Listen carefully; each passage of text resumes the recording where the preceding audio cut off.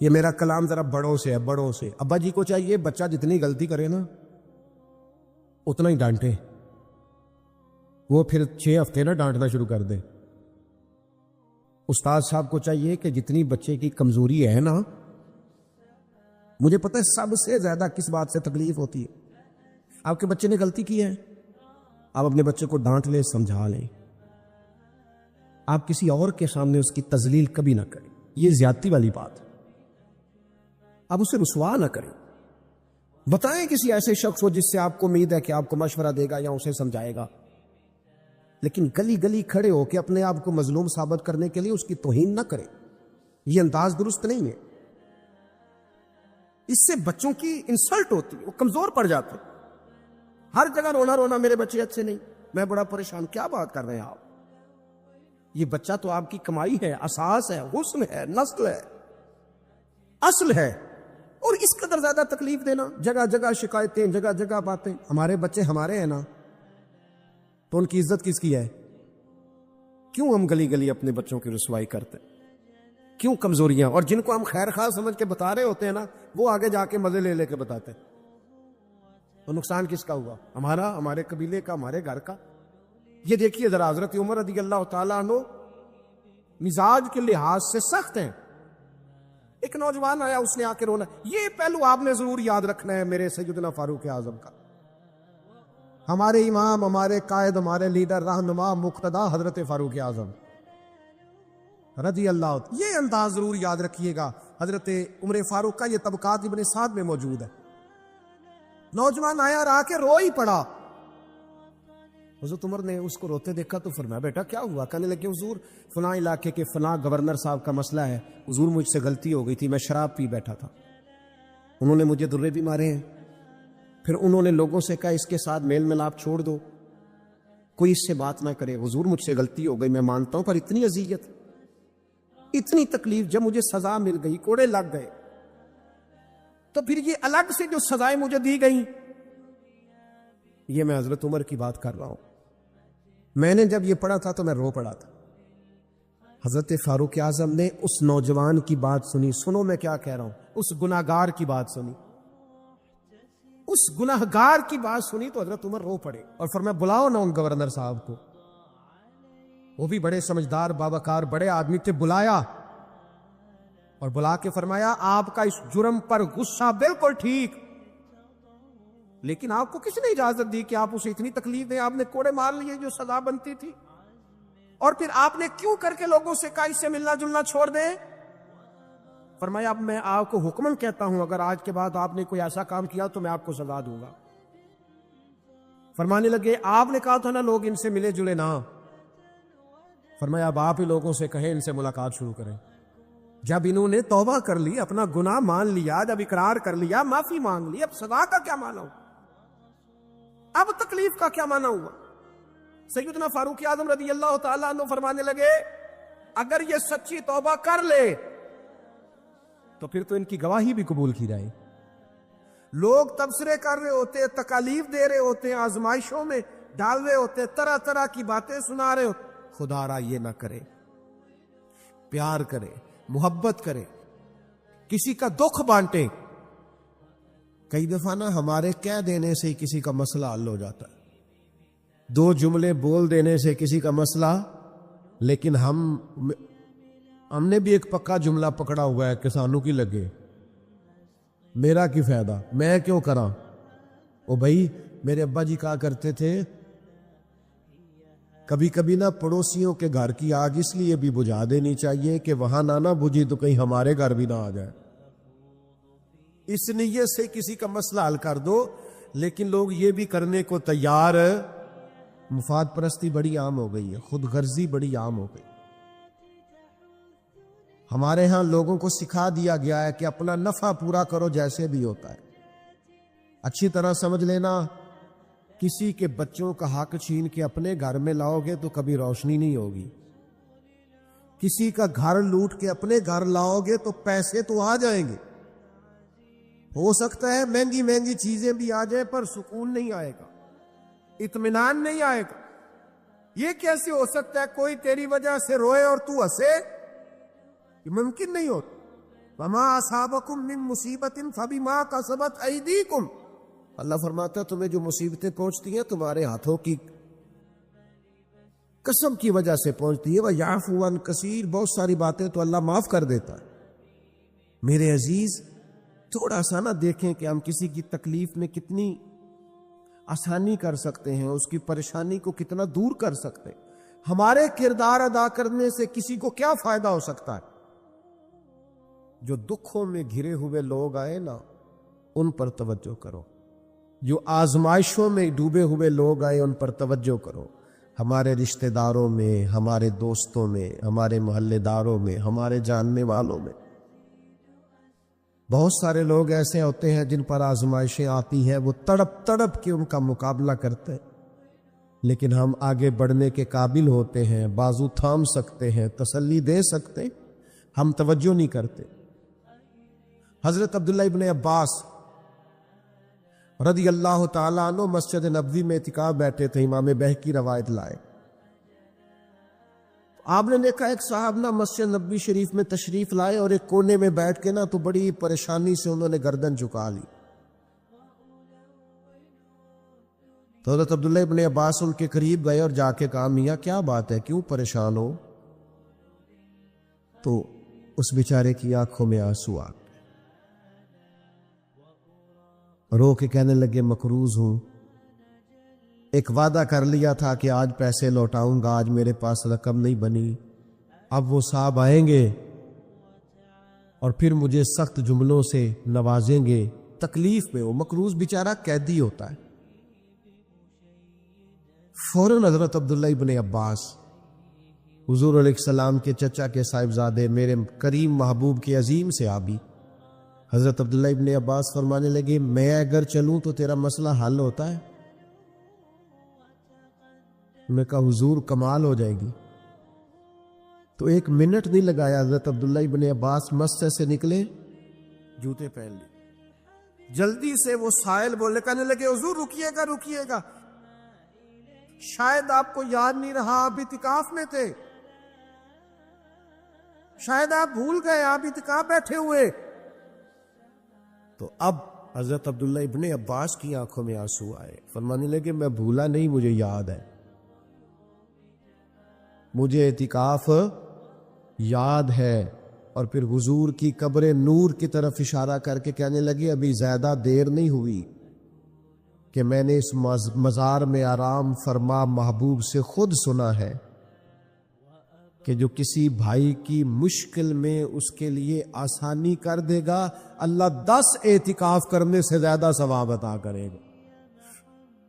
تو ایک کا ثواب لوں کہ 10 کا لوں؟ میں تیرے ساتھ چلتا ہوں تاکہ مجھے بڑے اعتکاف کا ثواب ملے۔ یہ وہ تعلیمات ہیں جو نبی کریم نے عطا کی ہیں، یہ وہ تعلیمات ہیں۔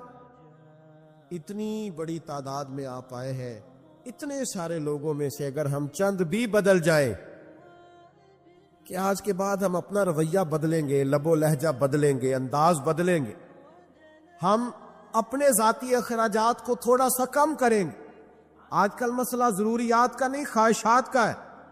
کھانا تو سب کیا چلتا ہے، لیکن مسئلہ یہ ہے کہ اچھا کھانا پکا ہوئے بھی ہو تو رات کو فاسٹ فوڈ کھانا ہے، کپڑے بہترین ہیں، پھٹے نہیں، کچھ بھی نہیں، لیکن یہ کہ ڈیزائن بدل گیا ہے، لیکن یہ کہ میں پہلے بھی پہن کے فلاں جگہ پہ گیا تھا، لیکن یہ کہ وہ کیا کہے گا کہ اس کے پاس ایک ہی جوتے ہیں، ساری زندگی بندے راضی کرنے پہ لگا دی اور وہ پھر راضی نہیں ہوئے۔ کچھ ٹائم لگا رب رسول کو راضی کرنے پر، کچھ دیر کے لیے اللہ کی رضا والے کام بھی کر، تو تھک گیا ہے بندوں کو مطمئن کرتے کرتے، کچھ نہیں بنا۔ کچھ لوگوں کو شوق ہوتا ہے نا میں مشہور ہو جاؤں، میرا نام ہو جائے، تو آپ جتنی مرضی تصویریں کھینچ لیں نہیں مشہور ہو سکتے۔ یہ تبھی ہوگا جب کریم چاہے گا۔ ان الذین آمنوا وعملوا الصالحات سیجعل لهم الرحمن ودا، رب کہتا ہے جو ایمان لانے کے بعد نیک عمل کریں گے میں لوگوں کے دلوں میں محبت پیدا کر دوں گا۔ یہ کوئی وجہ ہوتی ہے، یہ کوئی حکمت ہوتی، یہ کوئی سبب ہوتا ہے۔ اللہ تعالیٰ ہمیں معاف کرے اور ہمارے حال پہ رحم کرے، ہم اس کے بڑے عاجز بندے ہیں، لیکن لوگوں سے نہ عزتیں چاہیں، ایسے کام نہ کریں۔ آج کل آپ یقین کریں بعض وضعدار لوگ بھی سوشل میڈیا پہ وہ حرکتیں کرتے ہیں مشہور ہونے کے لیے جو چہرہ دیکھ کے لگتا ہے کہ یار تجھے تو یہ زیبا نہیں تھا، تجھے تو یہ نہیں کرنا چاہیے تھا، خدا مجھے ایسی خدائی نہ دے کہ اپنے سوا کچھ دکھائی نہ دے۔ اپنے آپ کو بدلنا، اپنے اندر تبدیلی، ایسا ہونا چاہیے، مومن کی شان ہونی چاہیے کہ وہ کبھی کسی دکھی کو دیکھے تو اسے دکھ ہو، کسی آزمائش والے کو دیکھے تو اسے پریشانی ہو۔ مومن کا دل نرم ہونا چاہیے، وہ کسی شخص کی طرف دیکھے تو اسے احساس پیدا ہو۔ یہ کیا بات ہوئی کہ وہ جناب ساری آزمائشیں دیکھتا رہے، دکھ دیکھتا رہے اور اپنی موج میں بھی لگا رہے۔ تھوڑا سا دیکھیں، قبیلہ مدر کے کچھ لوگ نا، یہ نسائی شریف میں حدیث موجود ہے، قبیلہ مدر کے کچھ لوگ حضور کی بارگاہ میں آئے تھے، ان کے بدن پہ کپڑے بھی زیادہ نہیں تھے، پیروں میں جوتے بھی نہیں تھے، اور بھوک سے بھی ان کی بڑی بری حالت تھی۔ تو صحابہ فرماتے ہیں ان کے چہرے دیکھ کر نبی کریم پریشان ہو، ان دکھیوں کو دیکھ کر۔ میں آپ کو ذمہ داری سے کہتا ہوں، ہم دکھیوں کو دیکھ کر دکھی نہیں ہوتے، ہم تھوڑی دیر تبصرہ کرتے ہیں، ہم کہتے ہیں یہ میری مان لیتا تو ٹھیک رہتا، بجائے اشک شوئی کرنے کے تبصرہ کرتے، انٹرویو کرتے، بار بار بیک گراؤنڈ کی طرف معاذ اللہ بھاگتے، یہ ڈھونڈو تلاش کرو مسئلہ کیا ہے۔ کہتے ہیں حضور نے ان کو دیکھا تو نبی پاک پریشان ہو گئے، اور پھر حضور اندر تشریف لے گئے، پھر باہر آئے اور کریم نے فرمایا بلال اذان پڑھو۔ حضرت بلال نے اذان دی، نبی کریم نے جماعت کرائی، پھر حضور نے خطبہ دیا، اور پھر صحابہ کی توجہ دلائی کہ اپنے بھائیوں کی مدد کرو، ان کے ساتھ تعاون کرو، آگے بڑھو۔ پھر کوئی اشرفیوں کی تھیلی لایا، کوئی کھانا لایا، یہ سیاستہ کی روایت عرض کر رہا، کوئی کمبل لایا، کوئی شہد لایا، کوئی سرکہ لایا۔ حدیث کے لفظ یہ ہے کہ وہ غریب جب کھانا لے کر، چیزیں پا کر وہ غریب خوش ہو گئے تو میرے نبی پاک کا چہرہ بھی خوشی سے جگمگا اٹھا، حضور بھی راضی ہو گئے کہ ان غریبوں کا بھلا ہو گیا، ان کے لیے آسانی ہوگی۔ بھائی آپ اشک شوئی کر کے خوش ہو، دکھوں کا مداوع کر کے راضی ہو، ہم گردنیں جھکا کے راضی ہوتے، ہم کہتے ہیں پھر پتہ لگا سنا کیتیاں سنا معذرتاں میرے کو لو، پھر اتنے منگیاں سنا معافیاں، یہ کوئی مزے کی بات ہے؟ یہ کوئی لطف کی بات ہے؟ گردنیں جھکا کے خوش ہو رہے۔ حضور کے سامنے تو جب قریش مکہ نے فتح مکہ کے دن گردنیں جھکا دی تھی نا، اس دن بھی میرے کریم نے فرمایا تھا جاؤ تم سے دوسری بات ہی کوئی نہیں کرنی، تمہارے ظلموں کا کوئی صفحہ الٹنا ہی نہیں، جاؤ میں نے تمہیں معاف کیا۔ تو یاد رکھیے گا کہ اللہ تبارک و تعالیٰ نے نبی پاک علیہ الصلاۃ والسلام کو اس دور میں مبعوث فرمایا جب چاروں طرف آزمائش تھی، گھٹن تھی، پریشانی تھی، تکلیف تھی، لوگ بہت سخت آزمائش کا شکار تھے۔ تو ظاہر ہے بڑی جلدی تو انہوں نے ٹھیک ہونا نہیں تھا، بڑی جلدی تو ساری چیزیں بدل نہیں جایا کرتی۔ تو اللہ تعالیٰ نے نا پھر اپنے نبی کو بڑی عظیم شانیں عطا فرمائی، اور ایک مقام پہ قرآن مجید نے ارشاد فرمایا کہ فَبِمَا رَحْمَةٍ مِّنَ اللَّهِ لِنْتَ لَهُمْ، اے محبوب اللہ کا کیسا فضل ہوا، رب کی کیسی مہربانی ہوئی کہ آپ اپنے غلاموں کے لیے نرم دل ہو گئے۔ وَلَوْ كُنْتَ فَظًّا غَلِيظَ الْقَلْبِ، اگر آپ تند مزاج ہوتے، سخت دل ہوتے، اگر تند مزاج اور سخت دل ہوتے، لَانْفَضُّوا مِنْ حَوْلِكَ، تو یہ آپ کے گرد سے پریشان ہو کر بکھر جاتے۔ آپ کے مزاج کے اندر، آپ کی طبیعت کے اندر جو اللہ نے نرمی رکھی ہے، آپ کے دل کے اندر جو دوسروں کے لیے درد رکھا ہے، آپ کی طبیعت کے اندر جو دوسروں کے لیے احساس رکھا ہے۔ عزیز بھائیو، آپ کو پتہ ہے کہ کسی کا احساس صرف یہ نہیں ہوتا کہ اس کو پیسوں کی ضرورت ہے تو پیسے دے دیے جائے، کسی کا احساس صرف یہی نہیں ہوتا کہ اس شخص کو نوکری کی ضرورت ہے تو اسے نوکری دلا دی جائے، صرف یہی احساس نہیں ہوتا کہ وہ شخص پریشان ہے تو اس کا دکھ سن لیا جائے۔ یاد رکھیے گا، گمراہ کو رستہ دکھانا بھی بہت بڑی نیکی ہے۔ جس کا ذہن وسوسوں کا شکار ہو اسے یقین کامل کی طرف لانا، یہ بھی بہت بڑی نیکی۔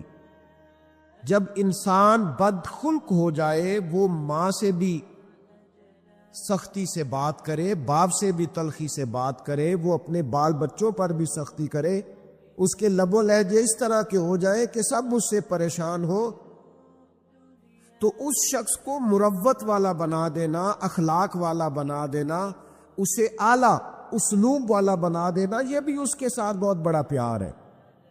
میرے نبی کریم کا کمال پتہ کیا ہے؟ رسول پاک علیہ السلام نے اس طرح کا رنگ دکھایا ہے کہ جو گمراہ تھے نا، وہ دوسروں کو ہدایت کی طرف متوجہ کرنے والے بن گئے، خود نہ تھے جو راہ پر اوروں کے ہادی ہو گئے، جن کی وجہ سے ان کے گھر والے تکلیف کا شکار تھے، آزمائش کا شکار تھے، ان سب کو نبی پاک علیہ الصلوۃ والسلام نے اپنے اہل خانہ کے ساتھ محبت کرنے والا بنا تھا، اور اس طرح کے انداز حضور نے بتائے، اس طرح کے طور طریقے سکھائے، اس طرح کا نبی پاک علیہ السلام نے لوگوں کو سمجھا دیا، سکھا دیا۔ یعنی ایک شخص نے آ کے عرض کیا، یا رسول اللہ میں جہاد پہ جانا چاہتا ہوں، تو حضور علیہ الصلوۃ والسلام نے اس سے فرمایا تیرے ماں باپ حیات ہیں؟ یا رسول اللہ ہے۔ فرمایا تو گھر جا کے ان کی خدمت کر، گھر بیٹھے بیٹھے ہی اللہ تجھے جہاد کا ثواب عطا فرمائے۔ میرے پاس ایک بچہ آیا، کچھ لوگوں کا درد انسان کو درد مند کر دیتا ہے۔ MBA اس بچے کی تعلیم، بڑا قابل نوجوان، اور لب و لہجے میں بڑی شائستگی، گفتگو میں بڑا دھیما پن، لگتا ہے کہ تعلیم نے اثر دکھایا ہے، لفظوں کے گورکھ دھندے میں نہیں رہا، اس نے کچھ سیکھا بھی ہے کتابوں سے۔ اس نے ایک مسئلہ پوچھا، کہنے لگا اگر کوئی والد ساری جائیداد اپنی بیوی کے نام کرا دے تو اولاد کے لیے کیا حکم ہے اس میں؟ تو میں نے کہا کہ وہ اللہ کو جواب دے گا، اولاد سختی تو نہیں کر سکتی، لیکن اس کو چاہیے نہ تھا ایسا کرتا، اس لیے کہ نبی پاک علیہ السلام نے فرمایا فاتقوا اللہ فاعدلوا اولادکم، اللہ سے ڈرو، اپنی اولاد میں انصاف کرو۔ تو میں نے اس کو کہا کہ یہ آپ نے کس طرح کا مسئلہ پوچھا ہے؟ کوئی شخص اپنی ساری جائیداد کسی کی بیوی کے نام کرا دے، تو میں نے کہا کہ جو اس کی بیوی ہوگی وہ آپ کی اماں بھی تو ہوگی نا۔ شائستہ نوجوان تھا، اچھا تھا، وہ میری بات کا غصہ کر گیا، کہنے لگا آپ سے تو امید نہیں تھی کہ آپ پوچھیں گے، آپ نے بھی پوچھ لیا۔ تو مجھے احساس ہوا کہ یار نہیں پوچھنا چاہیے تھا۔